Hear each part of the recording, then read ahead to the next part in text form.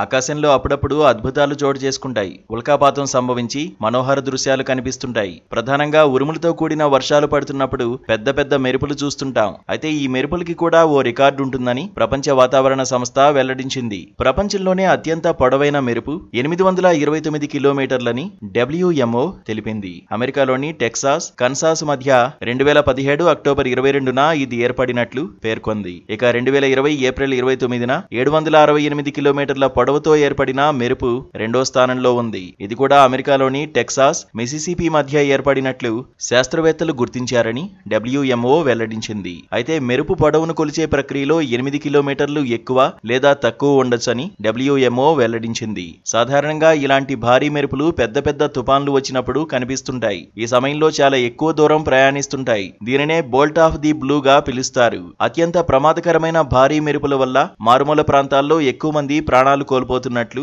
WMO పేర్కొంది.